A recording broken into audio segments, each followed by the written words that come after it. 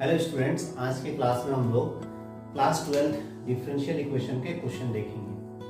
जैसे कि ये क्वेश्चन आपको गिवन है dy by d x equal to 1 minus cos x upon 1 plus cos x.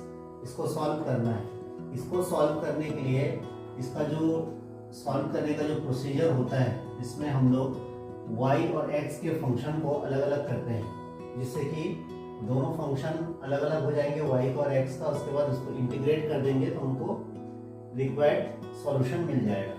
तो इसको सॉल्व करने के लिए सबसे पहले हमको गिवन है dy by d x equal to 1 minus cos x upon 1 plus cos x. अब हम इसमें cos 2a का फॉर्मूला लगाएंगे। यहाँ पे तो cos 2a का फॉर्मूला लगाएंगे तो जो माइनस है इस 1 को कैंसिल करना है। तो cos 2a का दो फॉर्मूला होता है, इसलिए आपको पता है cos 2a का दो फॉर्मूला है। एक है 1 माइनस 2 साइन स्क्वायर ए और दूसरा फॉर्मूला है 2 कॉस स्क्वायर ए माइनस 1। क्योंकि यहाँ पे ये 2a में यहाँ थीटा ए रहता है, मतलब यहाँ जो भी एंगल होगा उसका हाफ एंगल यहाँ। सिमिलरली यहाँ x एंगल है इसका, तो जो फॉर्मूला लगाएंगे इसका एंगल कितना हो जाएगा x बाई 2।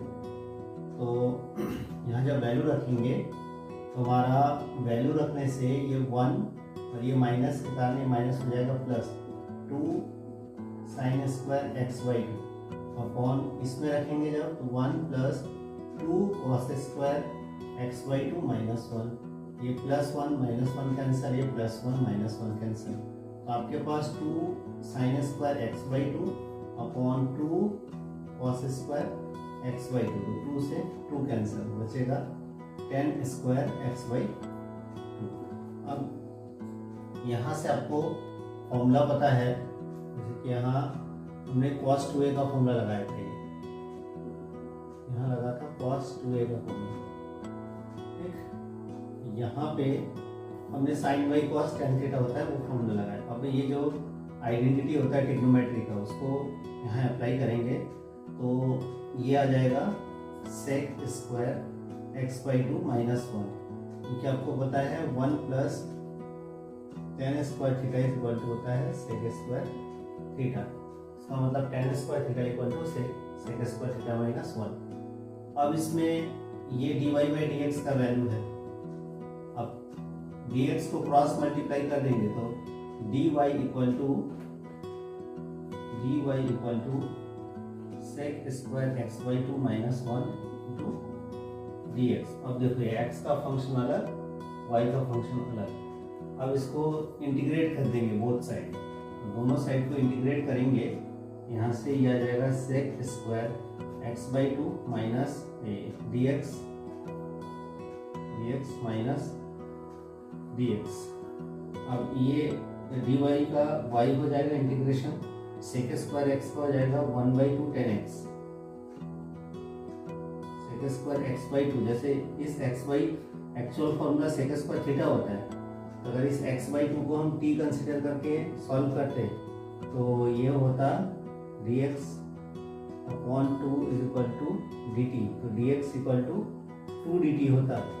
इसका मतलब ये है कि हमको जब उसको इंटीग्रेट करेंगे तो एक 2a बाहर आएगा, ये x बाई 2 के कारण ये जगह 2 tan x बाई 2 माइनस इसका हो जाएगा x और प्लस का c। ये हमारा रिक्वायर्ड सॉल्यूशन हो जाएगा।